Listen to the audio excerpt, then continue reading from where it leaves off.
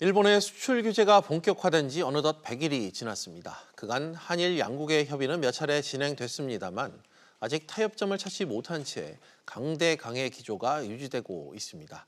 조만간 진행될 WTO 제소와 관련 한일 양자 협의가 꼬인 실타래를 풀 수 있는 기회가 될지 주목을 받고 있습니다. 오늘 오후 토론은 일본의 수출 규제가 남긴 것들, 현황 또 과제 중심으로 이야기 나눠보는 시간 갖겠습니다. 오늘도 두 분의 전문가 나오셨습니다. 광루성 동국대 국제통상학과 교수 그리고 오대원 경기대 글로벌 비즈니스학과 교수 나오셨습니다. 두 분 어서 오십시오. 네, 안녕하세요. 네, 사실 일본의 이 수출 규제 조치에 한일 경제 갈등이 극으로 치달았었죠. 급기야 양국의 정치적 시비로까지 이어졌었는데요. 먼저 곽 교수님, 물론 최근에 이 한일 이슈가 다소 잠잠해진 모양새를 보이고 있습니다만 여전히 갈등의 불씨는 살아있는 그런 상황이죠. 일단 양국이 서로 5대 리스트에서 제외하는 방식을 취한 게 지난달까지 있었고요. 그다음에 이제 우리가 우리 보고 이제 안보 위협을 관리를 제대로 할 수 없다고 얘기를 하니까 그러니까 지소미아 파기를 해서 대결 양상이 가속된 그런 현상이죠. 네. 그동안 뭐 외교장관 회담도 있었고 그다음에 일본 참여 선거 종료 등 여러 가지 해결 계기는 있었습니다만 서로들 안보 위협, 보복 조치 철회다 하는 주장의 평행선을 달리고 있는 그런 상황입니다. 예, 지금 상황이 100일 정도 지났고요. 그간 양국이 조치와 대응, 또 추가 조치와 맞대응 이런 형국으로 그간 계속해서 올 여름 내내 이어져 왔죠. 오 교수님, 이해를 좀 돕기 위해서요. 그간의 과정들을 좀 짚어봤으면 좋겠습니다. 양국 정부가 주요 발표했던 내용 어떤 것들이 좀 있었는지 짚어주시죠. 예, 수출 규제 이 부분에 관련해서만 첫 번째는 우리가 7월 4일에 우리 한국 쪽에 어떤 통보 없이 반도체와 디스플레이 분야의 가장 핵심적인 세 품목에 대한 수출 규제를 시행한다는 걸 갑자기 이제 전격 시행하게 됐어요. 일본의 수출 규제였습니다. 예. 이에 대해서 7월 28일에 일본이 이어서 수출 무역 관리령 개정안을 가기에서 이제 의결을 하게 되는데 이것이 보통 우리가 말하는 화이트리스트 예. 배제안을 이제 꺼내 들은 것이고 우리는 할 수 있는 게 별로 없었죠. 사실은 8월 5일에 우리가 그래서 소재 부품 장비에 대한 우리나라의 지원 체계, 특별법을 비롯하여 경쟁력 강화 방안을 내놓는다든지 이런 대책밖에 할 수 없었고요. 예. 7일에 이제 그 8월 7일에 일본이 수출 무역 관리령 개정안을 공포한 이후에 실제로 28일에는 화이트리스트 배제를 시행하기까지 이릅니다. 예. 여기에 대해서 우리는 그에 대한 대응 조치로서 한국 역시 이제 일본의 수출 규제에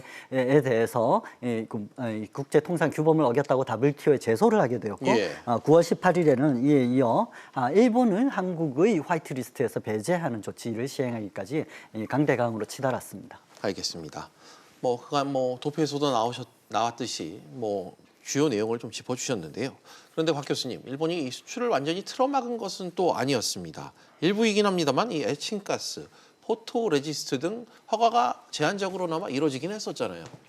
여기 이제 규제 조치 화이트리스트 제시하면서 이제 아예 관리령 자체를 바꿔서 B라는 그룹을 만들었잖아요. 그때 이제 B라는 그룹은 제외는 하지만 일부 수출이 가능하도록 결국적으로 통제권을 쥐겠다 하는 게 이제 조치의 예. 내용인데요.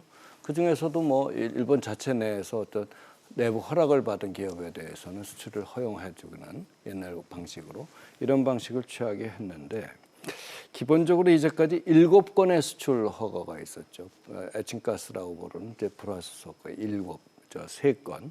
그 다음에 이제 포토레지스트 제일 우려했던 것도 3건이 있었고.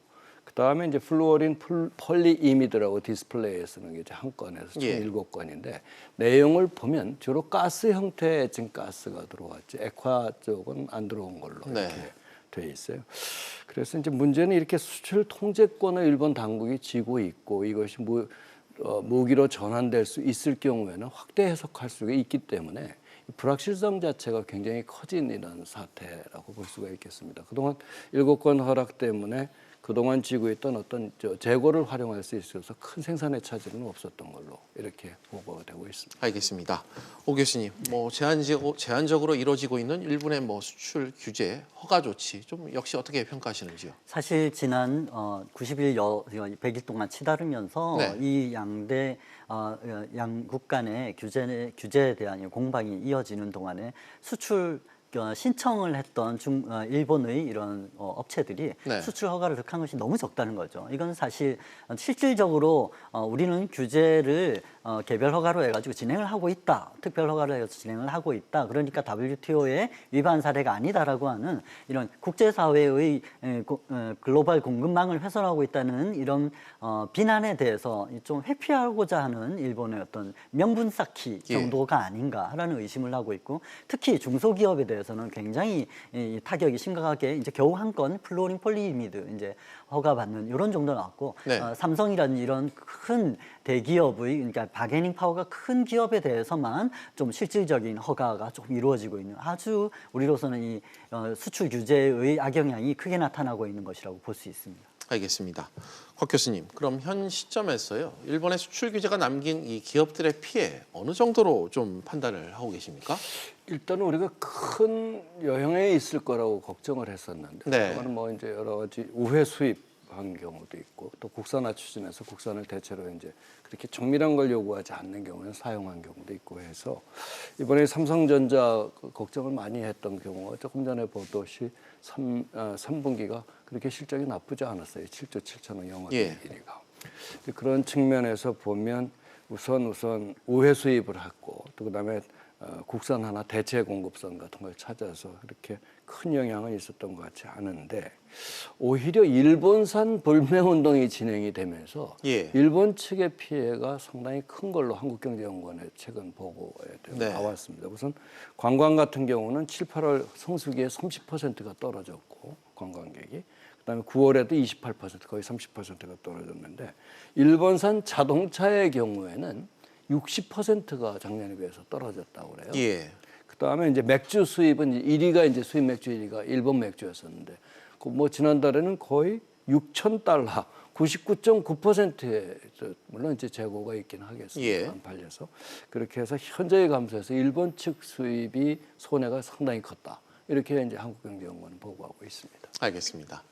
오 교수님, 그나마 이 다행스러운 부분은 불화수소 같은 경우 이 공급망 변화 속도가 상당히 좀 빠른 것 같더라고요. 어떻게 좀 보셨습니까? 불화수소 같은 경우에는 그것을 순도를 높이는 데서 기술력이 일본이 세계에서 가장 뛰어났었다라는 예. 것인데, 여기는 두 가지 요인이, 즉 순도를 높이는 기술이 굉장히 어려운 기술이다라고도 볼 수 있지만, 예. 이렇게 개발한 이 고순도의 불화수소에 대해서 이걸 공급할 만한 공급처, 즉 삼성과 같은 이런 대기업의 공급망을 찾기가 어려워서 R&D에 대한 유인이 떨어졌다라고도 예. 볼 수 있는 것이었죠. 그래서 이것에 대해서 국산화도 진행이 되고 있고, 중국이라든지 러시아, 독일 같은 곳에서 우리가 대체품을 공급할 수 있다라고 하는 제안들도 진행이 되면서, 여기에 대해서는 좀 공급망이 조금 빨리 국산화가 진행이 되고 있는 면이 있어서 그나마 다행이라고 생각하고 있습니다.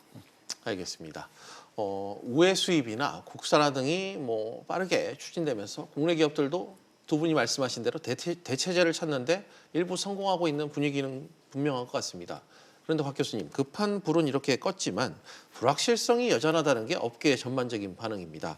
이유를 좀 어디서 찾을 수 있을까요? 이게 이제 요즘처럼 거의 이제 그 독점적 경쟁 상황이라고 그래요. 첨단 산업 분야. 예.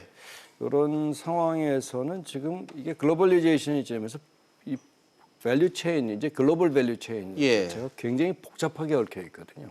근데 요거 소재를 부품 분야인 초기 단계를 또 끄는 게 이제 이번에 되는데, 그래서 이제 상당히 큰 충격이 있지만, 그렇다면 나머지 같이 샀을 분야, 이렇게 복잡하게 얽혀 있는 이 분야에서도 일본의 예. 침해 소지는 굉장히 있다라는 측면에서 우려해야 될 것이죠. 지금 대기업도 물론이지만 중소기업들 얘기 들어보면 이 불확실성 걱정을 가장 많이 하고 있는 그런 상황입니다. 그래서 나머지 불화수소, 이게 이제 무기로 전환될 수 있는 것도 그렇지만 예. 무기로 전환되지 않더라도 이런 일본 통제권을 쥐고 있기 때문에, 그렇다면 모든 것에 대한 어떤 불화수소가 이게 이제 소위 말해서 불확실성이 내재되어 있는 예. 그런 상황이죠. 이건 요즘의 세계는 그렇게 국산을 처음부터 수직 계열화해서 소재 부품서부터 최종재까지 만드는 그런 산업은 거의 없거든요. 지금. 예. 바로 이제 그런 측면에서 불확실성은 상존하고 있다, 이렇게 봐야 될 것 같습니다. 알겠습니다. 오 교수님, 박 교수님께서도 말씀 중에 잠깐 언급을 하셨습니다만 중소기업 같은 경우 불확실성에 상당히 노출이 돼 있는 것 같습니다. 수출 그 환경 악화에 따른 피로감이 상당히 좀 누적된 상황인 것 같은데 우리 중소기업 상황이 좀 어떤지 짚어주실까요? 사실 이 타격을 대기업이 받는 것 같이 삼성이나 SK에 대한 얘기를 많이 하고 있긴 하지만 중소기업처럼 그러니까 제한된 기술 그 부분에 대한 특화 산업으로 공급을 하고 있고 일본에서 이런 그 고순도의 불화수소라든지 이런 것을 공급받아야지만 자기들 장비를 납품할 수 있었던 중소기업들의 피해가 사실 더 크다고 볼 수 있습니다. 대외 수출 환경이 점점 이렇게 일본의 수출 규제와 미중 무역 갈등이라는 이런 환경들이 악화되고 있는 데서 이 악재를 겸해서 맞은 것이고요. 특히 소재와 부품을 조달하는 능력에 있어서는 삼성은 어떻게 자기들이 조달처를 바꿔서라도 이렇게 할 수 있다는 R&D에 관여를 할 수 있는 방법도 있지만 참 중소기업은 이 부분에서 약자일 수밖에 없습니다. 따라서 이번 정부의 이런 경쟁력 강화 방안 같은 데서 자금이나 뭐 인력이나 이런 것들의 지원을 요청하고 있지만 지금 우리가 이번 일본의 수출 규제에서 느낀 점은 참 우리 산업이 이렇게 몇 가지의 공격으로도 쉽게 좀 빈틈이 드러날 만큼 허약한 데가 있었구나 하는 것이 드러났는데 그것이 바로 중소기업 부문이었다는 것을 좀 여실히 깨달았었죠. 그래서 이 부분에 특히 관심을 가지고 정책이 시행되었으면 하는 바람이 있습니다. 알겠습니다. 박 교수님, 아무래도 이 단기적으로 공정 변화 또 소재 공급망을 재구축하는 게 중소기업으로서는 한계가 있다. 좀 이렇게 보여지는데 어떻습니까? 중소기업의 이제 특징을 봐야 되는데요. 중소기업이라는 게 인력 또 자본의 한계가 있거든요. 그래서 이제 주로 하나의 공정에 특화되어 있거나 또 하나의 부품 소재 생산에만 특화되어 있는 게 중소기업의 특징이란 말이죠. 따라서 익숙치 않은 공정을 재구축하려고 그러면 투자가 필요하고 이게 투자가. 그다음에 이제 공급망 재구축하려면 이걸 세계적인 네트워크를 갖고 있는 인력이 필요한데 이 양쪽 인력과 자본이라는 투표에서 약하기 때문에 특히 이제 중소기업이 한계를 많이 느끼고 있는 그런 상황이죠. 바로 이제 중소기업과 대기업의 문제는 이제까지도 겪어왔지만 항상 중소기업의 특징을 고려한 어떤 조치, 제도적 조치가 고려를 해야지 이게 그냥 상생해라 그런다고 상생하는 게 아니거든요, 이게. 알겠습니다. 오 교수님, 특히 정부의 규제 환경 속에서 생산성을 높이기는 또 마냥 어렵습니다. 자금이나 인력 지원 부족 등을 호소하는 곳도 상당히 많은데 좀 현실이 좀 쉽지는 않은 것 같아요. 예, 그렇습니다. 지금 사실 정부로서는 자금을 지원한다든지 이에 대한 대책을 내어주는 그런 적극적인 지원 방안도 있을 수 있지만 더 쉽게 할 수 있는 거 환경을 바꿔줘서 좀 자유도를 높여주는 사업의 환경에서 불확실성을 좀 제거해주는 그런 역할도 할 수 있을 겁니다. 즉 화학물 관리법 같은 이런 것이 우리한테 좀 규제로 크게 작용하기 때문에 R&D를 적극적으로 하지 못했던 그런 면도 있었지 않습니까? 그래서 이런 데서의 문제점이 될 만한 것들은 규제는 좀 자유롭게 풀어주고 아니면 요즘 많이 이렇게 시행하려고 하는 이런 좋은 이제 샌드박스 제도 같은 데서 자유롭게 이걸 개발했을 때 성공한 이 부품이나 소재에 납품을 할 수 있는 것을 지원해주는 그런 방안을 하는 것, 즉 규제를 풀어주는 것만으로도 정부로서는 이번 사태에서 좀 자기 역할을 중소기업을 위해서 적극적으로 할 수 있는 것이 아닌가라고 생각하고 있습니다. 알겠습니다. 시청자 의견이 하나 도착했습니다. 끝번호 4542번님께서 짧은 문자를 하나 주셨는데 지금 이 상황에서 100일이 지난 이 시점에서 어느 나라가 좀 유리하게 흘러가고 있는지를 여쭙는데 한국과 일본 어느 나라입니까? 뭐 이거에 대해 좀 답변을 해주실 분이 있으실까요, 박 교수님? 일단 이제 뭐 가장 최근에 나온 보고서 한국경제연구원 보고서인데요. 그러니까 이제 우리가 400억 달러의 손실이 있었다고 그래요. 근데 이제 거기는 3,500억 달러. 뭐 이렇게 얘기를 하니까 거의 9배 정도의 일본 쪽 손해다라고 이제 얘기를 하고 있습니다. 달러가 아니라 원입니다. 원. 그런 측면에서 보면 일본이 설마 이 불매운동이 여기까지 가고 이렇게 지속되리라. 한국 사람들 뭐 옛날에 뭐 욕하고 그랬잖아요. 뭐 MB처럼 뭐 어떻게 그랬다. 근데 이제 이렇게 오래 가리라고는 일본도 아마 예상을 못했을 것 같습니다. 알겠습니다. 박 교수님 말씀하시는 것처럼 뭐 일본에서도 뭐 저희도 뭐 이렇게 보도를 통해 접했습니다만 생각보다 한국이 세게 나오고 있다. 뭐 적잖이 당황하는 것 같은데 일본 내의 좀 상황은 좀 어떨까요? 사실 일본은 우리한테 더 많은 수출을 하는, 우리는 사실 일본으로 수출한 게 305억 달러 정도였다면 지난해 우리가 수입을 한 게 546억 달러 정도이기 때문에 우리의 주요 수입국 3위이고 우리의 주요 수출국 5위이지 않습니까? 그래서 일본으로서는 자기들 수출할 수출할 수 있는 데가 이 규제를 통해 가지고 망가지니까, 이 공급망이 망가지니까 중소기업들이 불만이 있지만 표출하지 못하는 이런 내부적인 상황이었다고 합니다. 그래서 사실은 일본은 장기적으로 이런 규제가 진행이 된다고 하면 우회적으로 수출하는 데를 넘어서서 해외로 이 기업이 아예 해외 직접 투자를 해서 빠져나가서 한국에 공급을 해주는 그런 방안까지 역으로 내놓을 정도로 일본 예. 기업들의 타격이 컸고, 우리 이제 국민들의 이런 운동으로 이어졌던 여행이라든지 이런 일본산 제품 소비재에 대한 불매 예. 운동 같은 것도 상당히 이런 여론전에서 굉장히 영향을 발휘했던 것이 사실입니다. 알겠습니다. 곽 교수님, 다시 물론 대기업들도 규제는 규제대로 남기고 R&D를 위한 상생을 정부가 주문하는 데 있어서 어폐가 있다, 이런 주장을 계속해서 지금 이 현실에서 주문을 하고 있습니다. 이 상황을 좀 어떻게 해석을 해야 될까요? 이제 법인으로서의 기업은 유기체죠. 법인자의 사람 인자거든요. 네. 이제 법적인 이제 실체 뭐 이런 게 이제 기업인데, 따라서 유기체로서는 무엇이든 할 수 있어야 반응을 해요. 근데 이거 원칙적으로 금지시켜놓고 나머지 예외적으로만 허용한다 그러면 이거 유기체는 생존을 못하죠. 그래서 뭐 사회상규나 환경 등을 위한 예외적인 규제는 사회 전체를 위해서 필요하죠. 네. 근데 이제 일반적으로 막아놓고 활동해봐라, 반응해봐라, 그럼 묶어놓고 너 한번 대응해 볼래? 하는 거랑 똑같으니까 기업의 이 뜻들은 이런 유기체라는 사실을 모르고 있든지 아니면 의도적으로 그러는지 예. 그런 측면이 한국에 특히 우리나라에 있고요. 특히 국산화나 기술 개발 같은 R&D 활동은 가만 놔두면 소위 말해서 엑스터널리티라고 그래, 외부성 자체가 존재하기 때문에 예. 기업이 스스로 안 해요.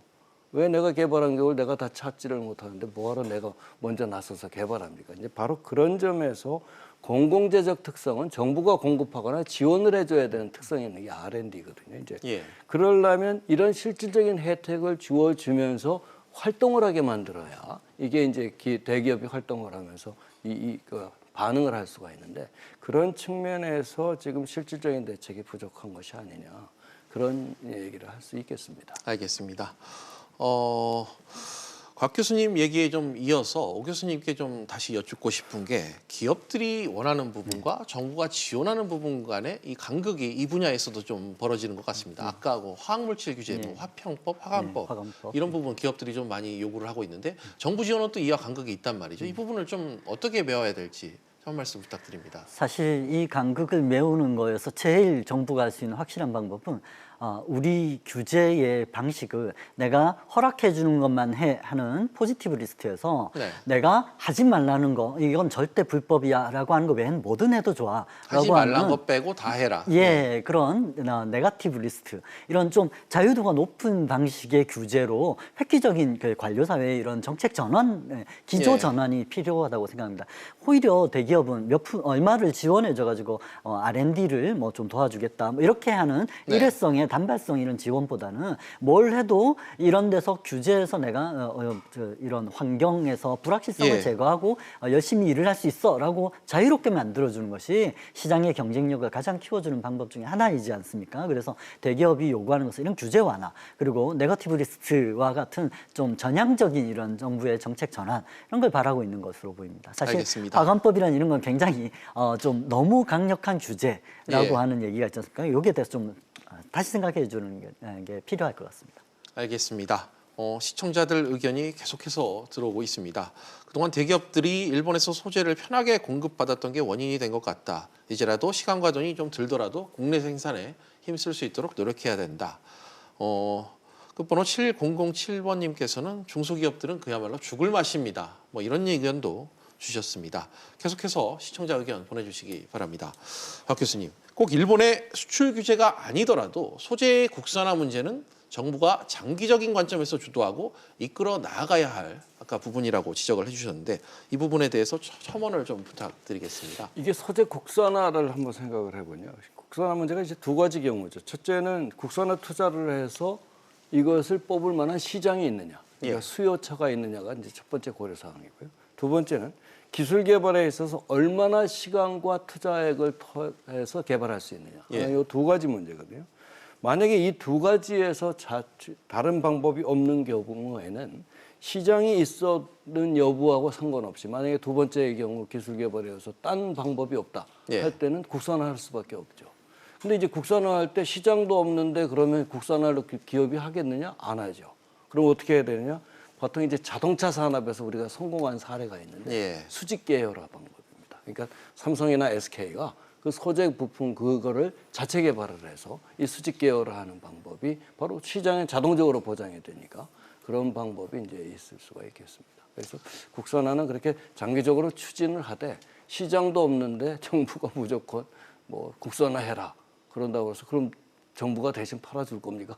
뭐 이런 문제가 사실 생기죠. 시장이 원치 않는 개발 그러면 기술까지 개발할 필요는 없죠. 항상 어떤 국산화나 생산 문제는 시장 반응 또는 수요에 반응해서 해야 그게 이제 사업성이 있고 지속 가능성이 있거든요. 알겠습니다. 그런 측면. 끝으로 조만간 일본 수출 규제 조치와 관련해 WTO에 우리나라가 공식 제소를 하면서 한일 간 양자 협의가 진행될 것 같습니다. 이 부분과 관련해 좀 마지막으로 한 말씀씩 질문을 좀 드리겠습니다. 오 교수님, 일단 전망이 좀 어떻습니까? 한일 양국 간의 타협점을 좀 마련할 수 있을까요? 이건 양국 간의 대화를 시작하게 하는 어떤 그런 명분이 된다는 점에서 긍정적으로 보이지만 예. 수출 규제를 WTO 제소를 통해서 푼다는 것은 제일 좀 하책으로 생각이 되기 때문에 왜냐하면 이 WTO 제소에서 승소를 하기까지는 WTO에 제소한 이 건 수출 규제에 대해서 한국의 피해 사실이 아주 명확하게 드러나고 그 피해가 드러난 것을 가지고 이제 판결을 내리는 데는 2, 3년이 걸리는 일 아닙니까? 양국이 다 좋을 것이 없기 때문에 어떤 타협점 마련하기 위한 조치가 시행될 수 있다. 그래서 양국이 타협점을 쌓기 시작했다는 점, 특히 뭐 이번에 일왕 방문을 하는 뭐 총리라든지 이런 건에서 정치적인 타협점 마련하기 위한 시도들이 이제 시작되는 점에서는 좀 기대를 걸고 있습니다만 장기적으로는 일본의 수출 규제가 이런 한국과의 기술 경쟁이라든지 동아시아 패권이 바뀌고 있는 와중에 시작된 거기 때문에 좀 장기적으로 가지 않을까라는 생각을 하고 중소기업이든 대기업이든 우리 정부의 정책이 대응을 해야 된다고 생각하고 있습니다. 알겠습니다. 곽 교수님, 대통령께서도 뭐 앞서 다시는 지지 않겠다고 말한 바도 있고 이번에도 또 극일 메시지를 추가로 내놨고 일본 아베 총리는 이와 관련해 관계 개선 조짐을 보일 법한 그런 언급을 좀 내놨습니다. 한일 관계 전망과 관련해서 한 말씀 마지막으로 부탁드립니다. 이게 조금 전에 얘기한 WTO에서 제소를 하면 원래 절차상 협의, 컨설테이션이라는 게 예정이 돼 있어요. 근데 다행히도 일본이 응했죠. 뭐 안 해도 이제 그만인데 그렇다면은 대화의 모멘텀을 만들어진 거라고 보는데 근데 대화는 효과가 있어야지 대화잖아요. 그죠? 효과가 있으려면 일본이 자존심 구기지 않고 이 기존 조치를 철회할 수 있는 어떤 소위 말해서 출구 전략을 우리가 만들어주는 거예요. 협상 전략상. 예를 들어서 상황의 변화가 발생했기 때문에 뭐 안보의 위협이 제거됐기 때문에 굳이 제재를 유지할 필요가 없다라는 이런 출구 전략을 우리가 만들어주면서 일본한테 대화를 유도를 해야지 그냥 하면 일본은 자존심 때문에 안 합니다. 특히 정치인들은. 왜냐하면 표도 있고 하기 때문에 그런 측면에서 그런 협상 전략을 가지고 임해야 뭔가 조짐이 보이지 않겠느냐 그런 생각이 듭니다. 알겠습니다. 두 분께서 일단 대화의 모멘텀은 좀 조성이 됐다는 평가를 해주셨습니다. 앞으로 뭐 어떻게 진행될지는 좀 더 지켜봐야 될 것 같습니다. 오늘 두 분 말씀은 여기까지 듣도록 하겠습니다. 두 분 나와주셔서 감사합니다. 감사합니다.